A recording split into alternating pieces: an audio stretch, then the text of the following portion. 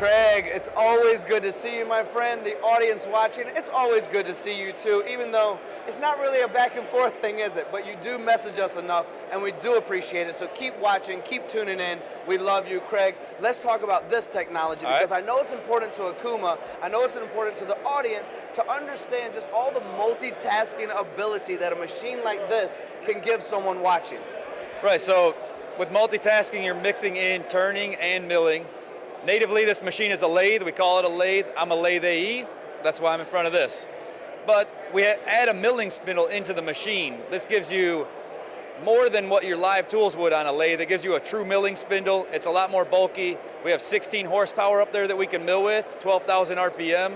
And when you go to run large cutters and insert cutters, it gives you that ability to push them like you would on your typical 40 taper vertical mill. Yeah, you know, my job is never to put down other machines, but if we're going to make a comparison between a turret, a standard turret that everyone knows so well, and then switching over to something like this, we typically have, what, about 12 stations in a turret, sometimes a little more, give or take, depending. But this has a tool changer in it as well, which allows for multiple operations. Can we talk a little bit about that flexibility also? So there's 40 tools or 60 tools on this particular model. We have other multitasking machines where you can go up into the hundreds of tools. Woo! Those tools can either be turning tools or milling tools, multitasking. So they're all a Capto C6 connection.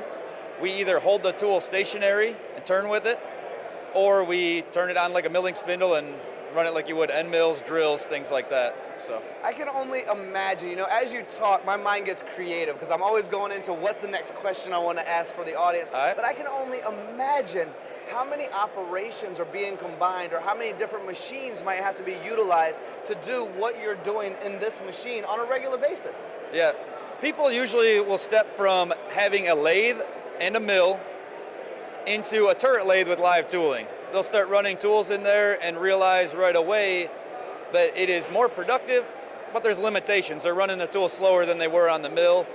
Or as soon as you have a feature that has an angle to it that is not, you know, straight on the face, straight in the side of the part, you still have to go put it into a mill and make those features.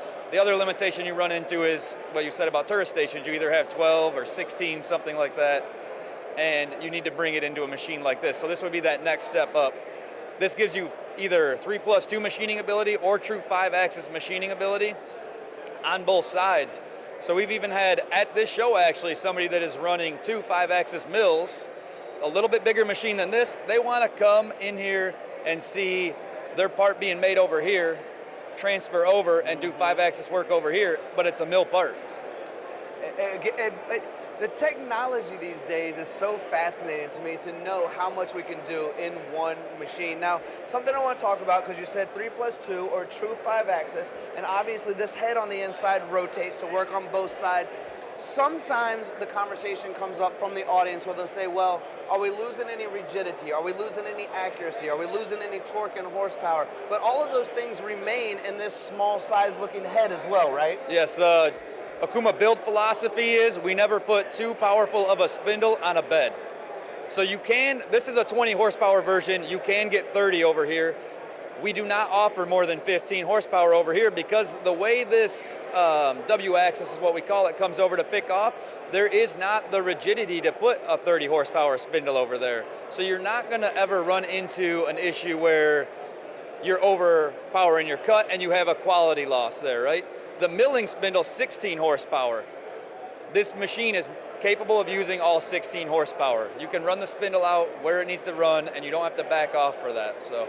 Craig, I am so glad you said yes to joining me on camera today. Yeah. It's things like that that are so important to recognize for the audience. And again, I just want to say, we're talking about milling right now, we're talking about the horsepower, but turning is just as normal because it is a natural turning machine, just all the milling capabilities are there. So can we talk a little bit about the part you're making today? Yeah, so most of the weight that is removed on this part is all turn features. The hole's drilled out, it's bored out, turn the OD out here to cut this sphere on the outside. All of that is the majority of the weight removed. I think it takes about 6 minutes to do that. The whole entire part though, is 20 minutes. All the milling is where we get into deburring. That's all the delicate work to make it a real finished part. This is something you'd put in a bin. You're done with it. You know, you might need to wipe it off. It's not it's not the kind of part where you're going to come in and have a person still have to handle every single piece. That's the flexibility you get with being able to tilt the head. Some of those features that we're putting on there, you have to be in an angle to reach around something. That's usually where you put the human in. They can use small tools. They can get into crevices. Being able to rotate the milling head around lets us do that with ball end mills. All right, Craig, now that you've answered almost all of my questions, and probably the audience's questions as well, but if we haven't, leave it in the comments, give us a shout. Craig will be able to answer everything for you. But the last thing I want to ask you is the automation side of things. So we've talked about front side, back side. Pretty much this is going to be a little wet, but maybe go into a box at some point, right? Yep. Can we hook up a cobot robot situation, maybe move it over to some sort of CMM measuring, and quite literally take it from raw blank into measuring into a box and ship it out the door? Yes, on this machine here, we can interface with a lot of the robots that come off the shelf, put an auto door on it. But we also have a solution where there's a robot built into the firewall on the machine and has an auto door, a stalker that comes in right here. The robot parks up out of the way. You push a stalker out of the way. You can run it like a normal machine, manually loaded during the day, or when you're proving your parts out, you slide the stalker in. When you go home, you let it run the automated job. So, and we're not afraid to interface with anybody's robots, FANUC, ABBs, you know. You know, sometimes things sound too good to be true, but they actually are just good and true. And with that being said, I don't even think there's anything else for me to say, Craig. All right. You are amazing. I'm done with this conversation. Yeah, Thank you so much for your time.